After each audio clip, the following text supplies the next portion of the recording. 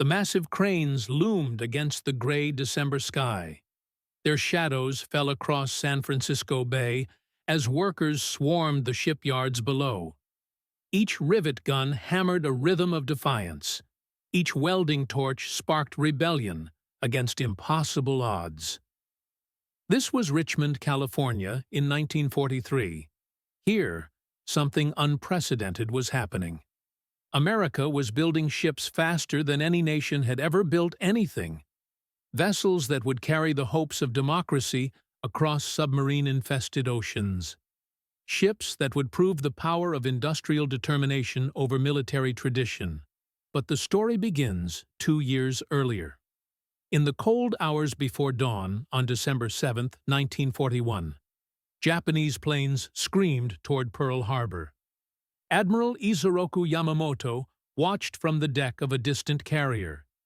He carried with him absolute confidence in Japanese calculations. America could never build ships fast enough to matter. The mathematics seemed unshakable.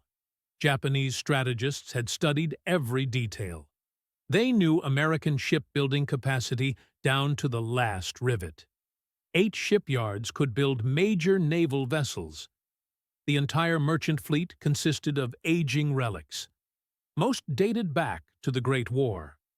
Throughout the 1930s, American naval construction had averaged perhaps 50 commercial vessels annually. Even working at maximum capacity, the United States might manage 200 ships per year. Against this modest output, Japan would unleash devastation beneath the waves. German U-boats were already proving what determined submarines could accomplish. The strategy was elegant in its simplicity.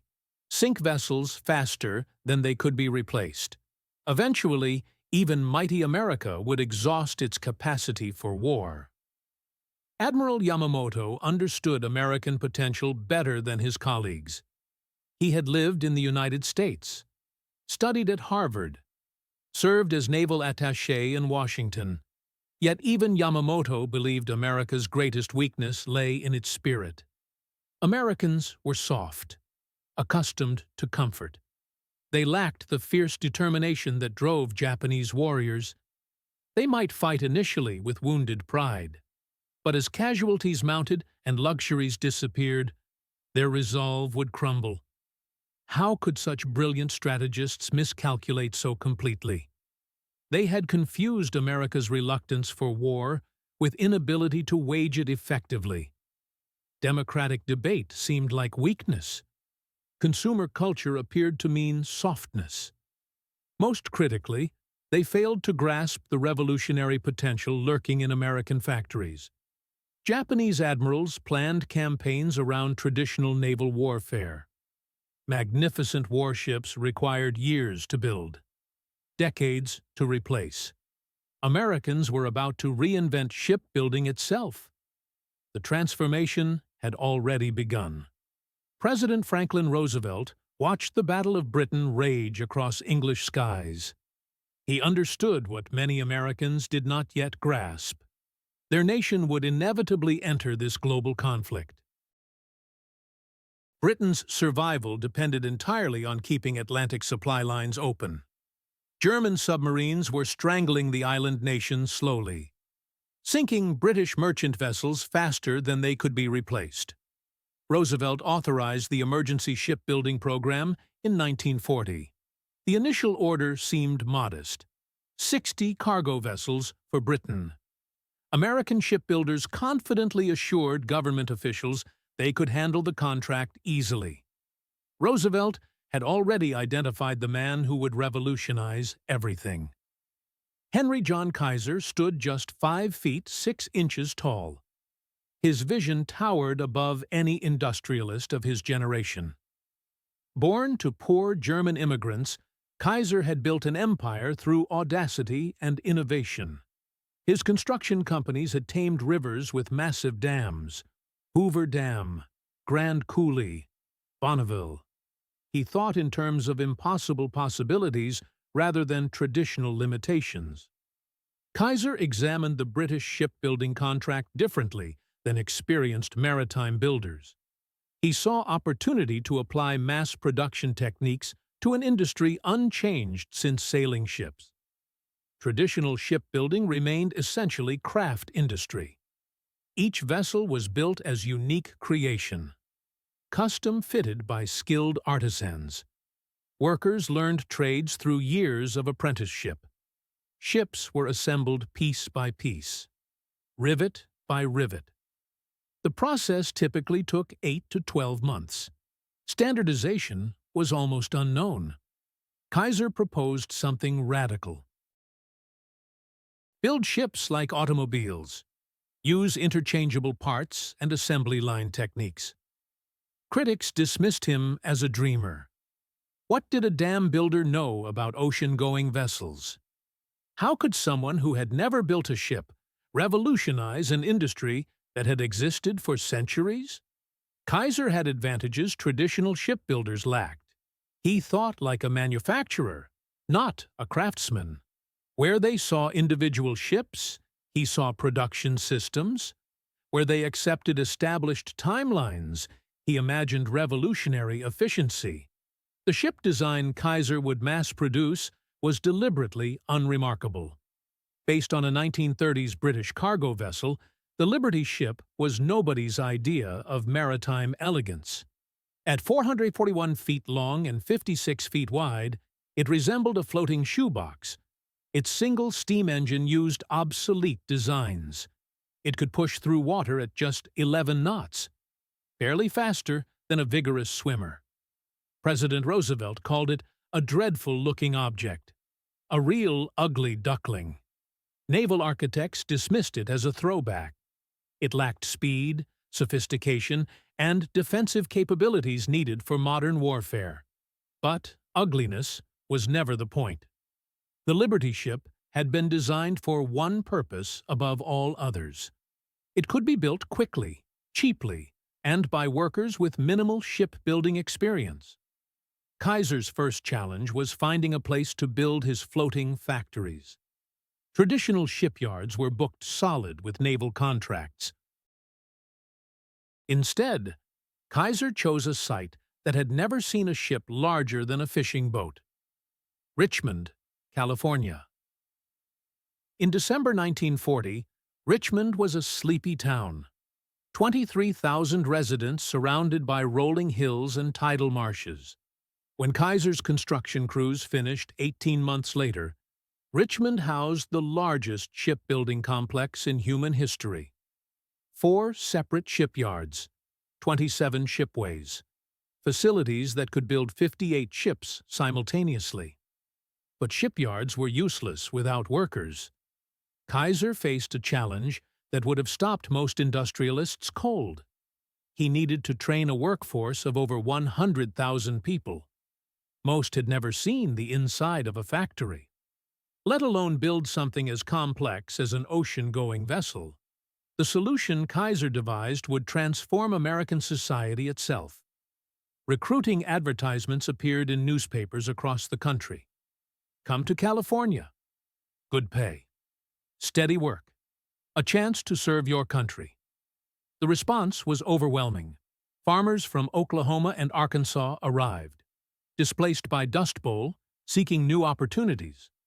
Factory workers from Detroit and Cleveland, drawn by promises of higher wages. African Americans from the Deep South fled segregation and poverty. Here was industrial employment denied them elsewhere. Women answered the call in unprecedented numbers. Traditional shipbuilding had been exclusively male. Kaiser needed every pair of hands he could find. Soon housewives from Kansas operated massive cranes. Teachers from Texas laid keels. Shop girls from Georgia mastered the intricate art of welding. These workers arrived in Richmond to find more than jobs. An entirely new way of life awaited them. Kaiser had decided to build not just ships, but an entire community. When existing housing proved inadequate, he constructed Vanport, sometimes called Kaiserville, a complete city of over 10,000 homes, schools, libraries, post offices, Even a college completed the community.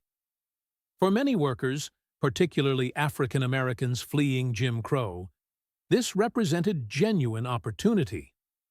Kaiser's yards practiced integration that was radical for its time. Black and white workers labored side by side. They earned equal pay for equal work. Creating a workforce was only half the battle. Kaiser still had to teach people something extraordinary. Workers who had never built anything more complex than a chicken coop would construct vessels carrying thousands of tons of cargo across submarine-infested oceans. The solution lay in breaking down shipbuilding into component parts, then standardizing and simplifying each element. Instead of requiring workers to master every aspect of ship construction, Kaiser's system allowed specialization in specific repetitive tasks. A welder might spend her entire shift working on bulkheads. A riveter might focus exclusively on hull sections. By the time she had completed her 100th identical weld, she was faster and more precise than craftsmen who had trained for years. Kaiser's greatest innovation was prefabrication. Instead of building ships entirely on shipways, major components were assembled separately. Entire sections of hull, complete deck houses, engine room modules, all were built in specialized facilities, then transported to the shipway for final assembly. This allowed multiple teams to work simultaneously on different parts of the same vessel. Construction time dropped dramatically. The first Liberty ship was the Patrick Henry. It launched on September 27, 1941. President Roosevelt himself attended. It had taken 197 days to build, a respectable time by traditional standards, but far from the revolutionary pace Kaiser had promised. Critics seemed vindicated. Traditional shipbuilders pointed to the modest achievement. They suggested Kaiser's grand promises were nothing more than publicity stunts. Naval officers remained skeptical that these ugly ducklings could survive wartime service. They were about to be proved spectacularly wrong. As Kaiser's workforce gained experience, production systems hit their stride. Construction times began plummeting with breathtaking speed. By spring 1942, Richmond shipyards completed Liberty ships in under 100 days. By summer, they had cut that time to 60 days. By autumn, the average was just over 40 days. Kaiser wasn't satisfied with mere efficiency. He craved spectacular achievement. In late 1942, he announced a competition between his shipyards. Richmond would race against Portland, California against Oregon. Who could build a Liberty ship in the shortest possible time? The contest captured national attention. Newspapers across the country chronicled each new record, each impossible achievement. Portland launched a ship in 23 days. Richmond responded with 21. Portland struck back with 13 days. Richmond answered with just 7 days from keel laying to launch. Finally, in November 1942, Richmond Shipyard No. 2 accomplished what many believed physically impossible. The Liberty ship Robert E. Peary was completed in just 4 days, 15 hours, and 29 minutes. 250,000 parts, weighing 14 million pounds, assembled into a seaworthy vessel in less than a workweek. Newspapers called it the greatest industrial achievement in human history. Popular magazines featured cover stories about the miracle of Richmond.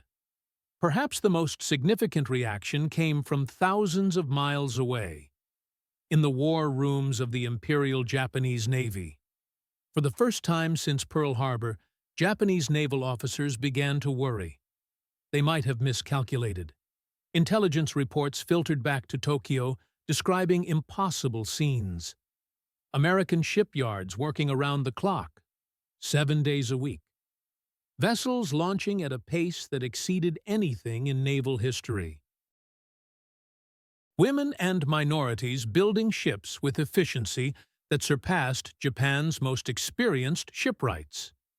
But Japan's admirals still clung to original assumptions. These American ships might be built quickly, they reasoned, but quantity could never replace quality. Liberty ships were slow, poorly armed, and vulnerable to submarine attack. They would be easy targets for Japan's experienced submarine commanders. What the Japanese failed to understand was revolutionary. Kaiser and his colleagues were not just building ships. They were building an entirely new form of naval warfare. A system based not on preserving irreplaceable assets, but on the ruthless mathematics of industrial replacement. By early 1943, American shipyards completed Liberty ships faster than Japan could train submarine crews. New vessels slid down shipways at a rate of 3 per day, 1 every 8 hours. At peak production, Kaiser's yards alone launched a new ship every 10 hours around the clock. The psychology of this achievement affected both American workers and Japanese strategists in unexpected ways. American shipyard workers watched their daily accomplishments splashed across newspaper headlines. They began to see themselves not just as factory employees, but as warriors in an industrial army. Each rivet they drove, each weld they completed, was a blow struck directly at fascism itself. Japanese submarine commanders found themselves fighting something unprecedented. Not individual ships, but an endless conveyor belt of targets. Sink a Liberty ship carrying grain to Britain. 2 more would appear to take its place. Torpedo a vessel loaded with tanks for the Soviet Union. 3 more would be launched before the wreckage settled to the ocean floor. The psychological impact extended far beyond immediate participants. In Britain, which had teetered on the edge of starvation during the worst U-boat campaign days, the sight of American merchant vessels arriving in ever-increasing numbers restored hope. Victory might actually be possible. In Germany, Nazi propaganda minister Joseph Goebbels found himself forced to explain something disturbing to the German people. Why did American industrial production seem to accelerate rather than decline under wartime pressure? The comfortable assumption that Americans were too soft for prolonged warfare was becoming increasingly difficult to maintain. But nowhere was the impact more profound than in Japan itself. Naval planners were forced to confront a possibility they had never seriously considered. They were fighting not just the American Navy. They were fighting American civilization itself.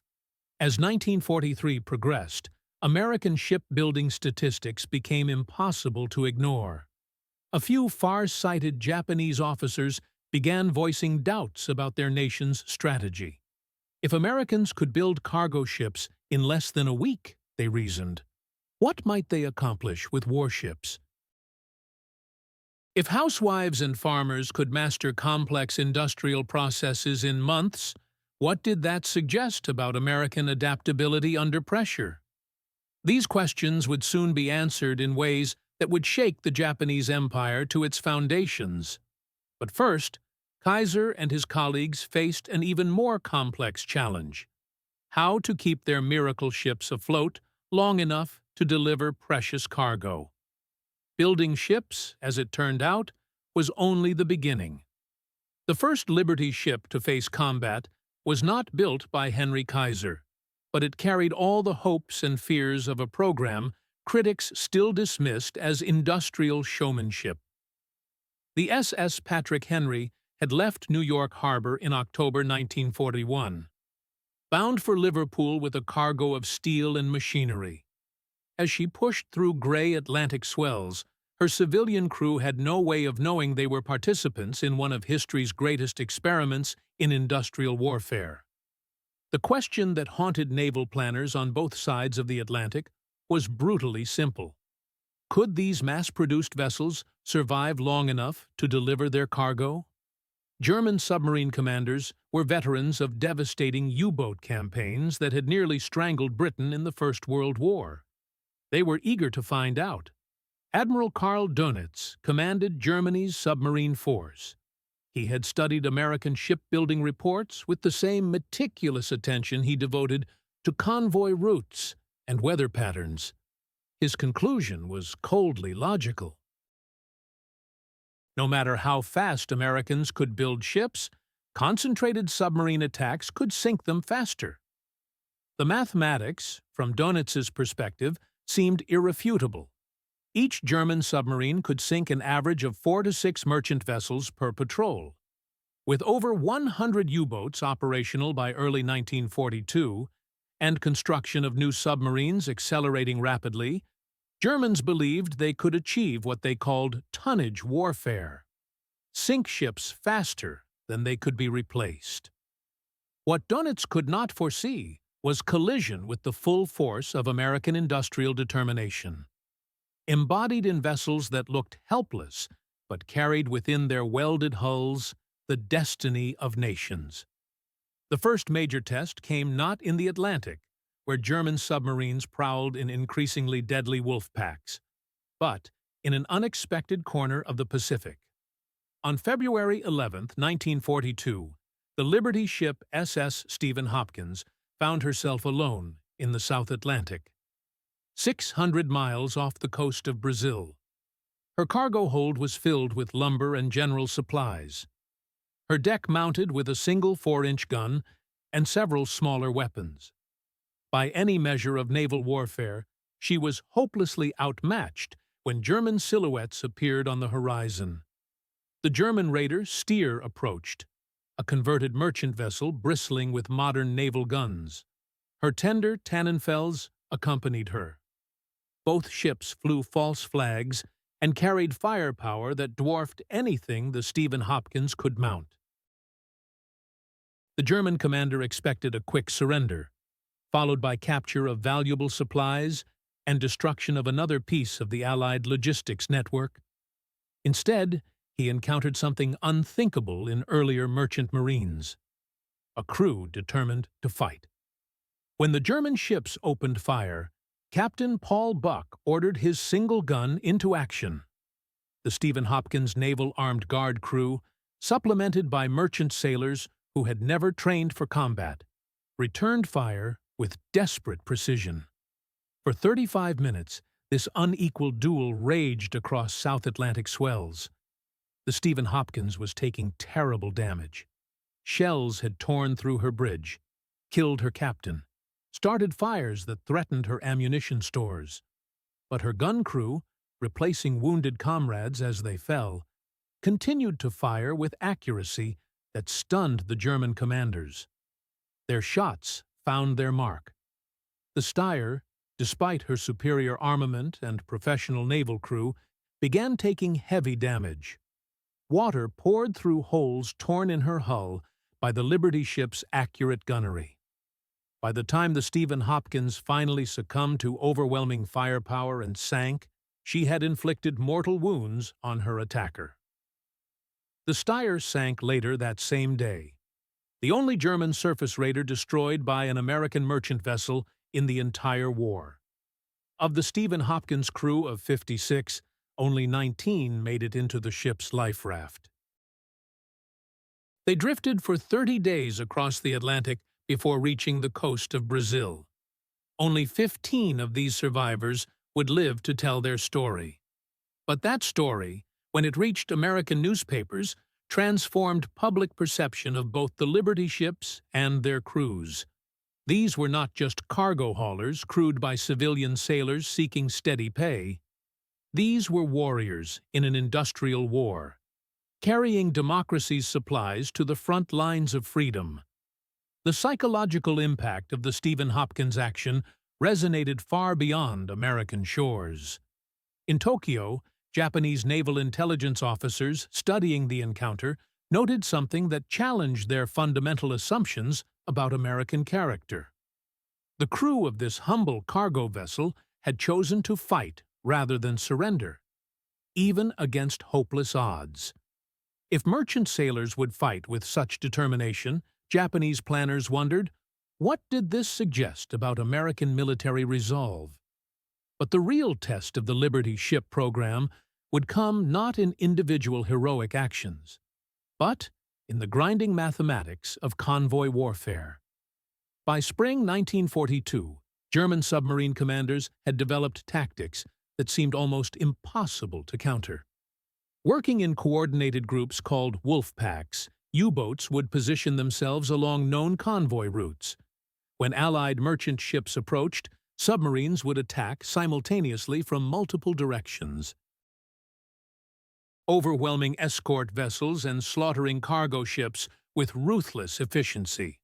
The convoy battles of 1942 and early 1943 were maritime nightmares. Merchant ships, many of them Liberty vessels fresh from American shipyards, would disappear beneath Atlantic waves in explosions of flame and twisted metal. Survivors, if any, would find themselves adrift in lifeboats or life rafts, watching their cargoes of tanks, ammunition, and food disappear into the depths. In March 1943, convoy SC-228 encountered one of the largest wolf-pack formations of the war. 60 Allied merchant ships carrying over 500,000 tons of war supplies found themselves surrounded by 13 German submarines in the ice-cold waters between Newfoundland and Britain.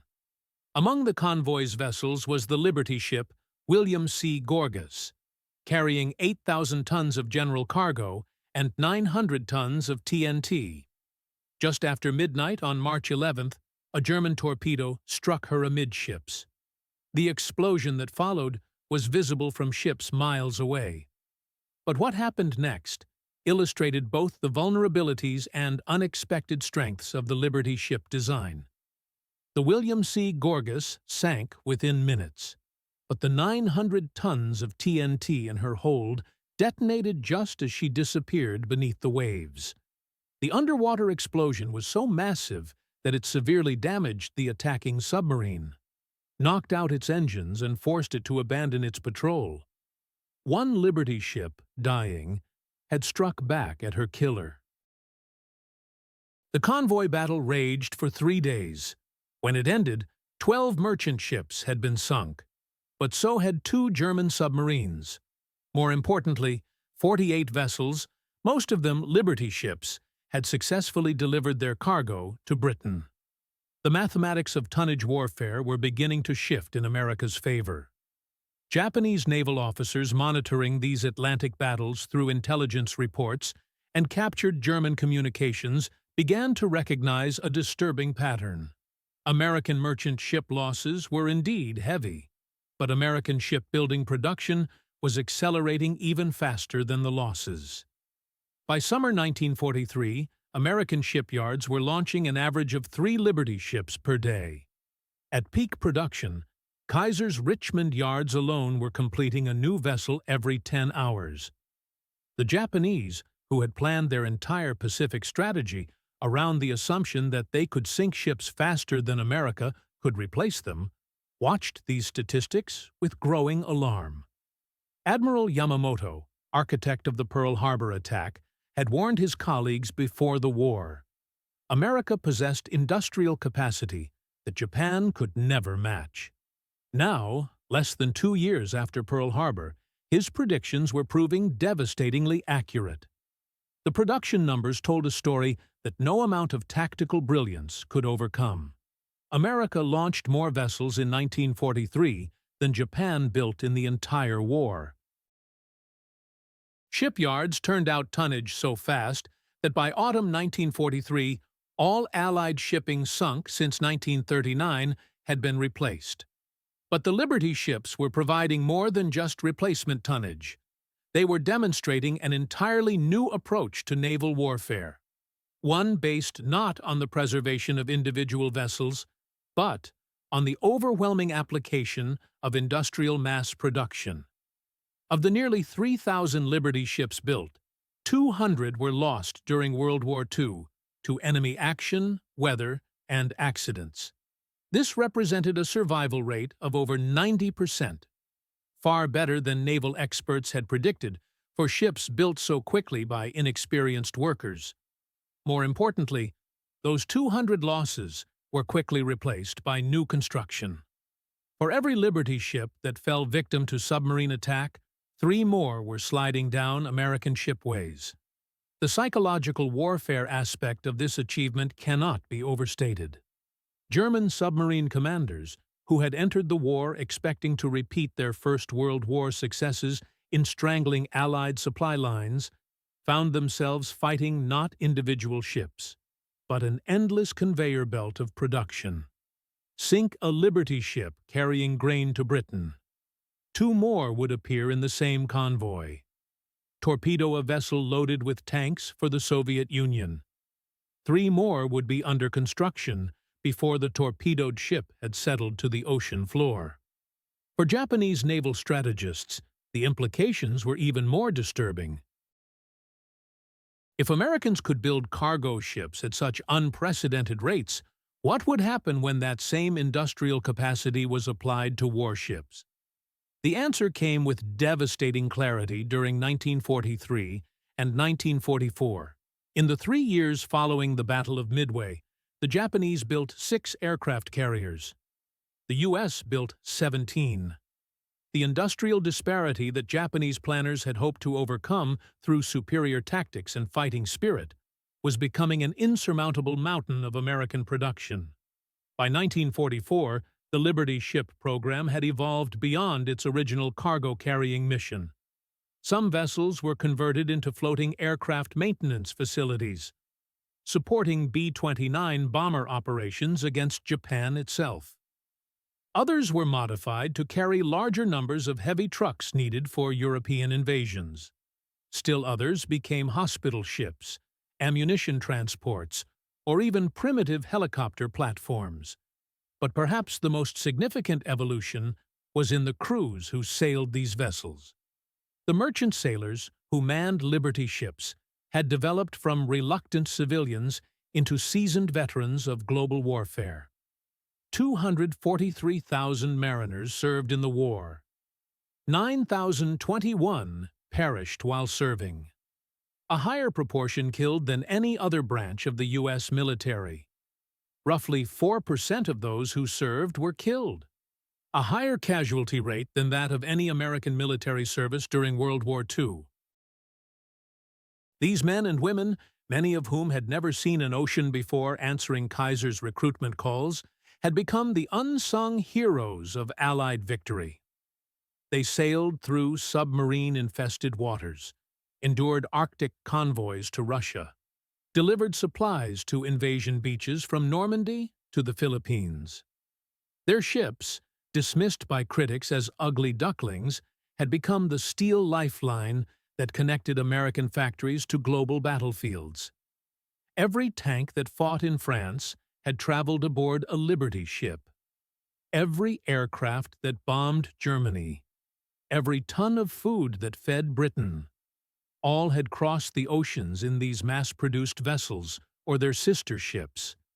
The final vindication of the Liberty ship program came not in any single battle, but in the cumulative weight of sustained logistics. By 1945, Allied forces were operating on a scale that would have been impossible without the massive merchant fleet that America had conjured from empty shipyards and untrained workers. The invasion of Normandy alone required 5,000 vessels, many of them Liberty ships carrying the fuel, ammunition, and supplies needed to sustain operations across the English Channel. The Pacific island hopping campaign depended entirely on the ability to transport massive quantities of equipment across thousands of miles of ocean. Japanese Admiral Matomi Ugaki, surveying the wreckage of his nation's Pacific Empire in the final months of the war, wrote bitterly in his diary about the endless stream of American ships that made Allied victory inevitable. What he was witnessing was not just American naval power, but American industrial civilization translated into maritime terms. The Liberty ship program had accomplished something unprecedented in military history. It had industrialized warfare itself. Victory no longer depended primarily on the skill of individual warriors.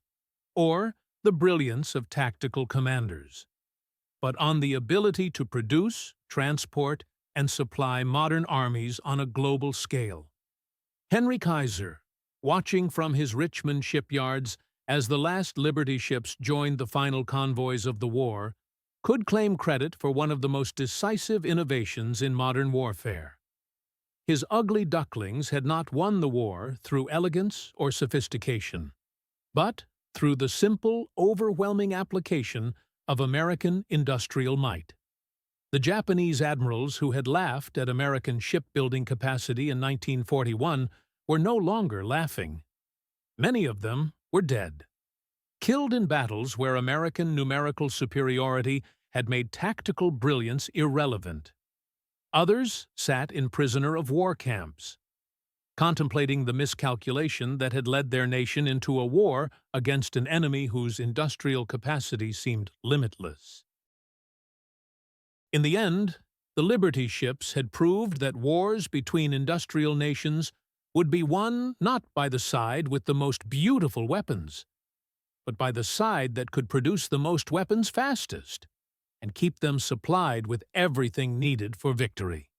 The transformation was complete.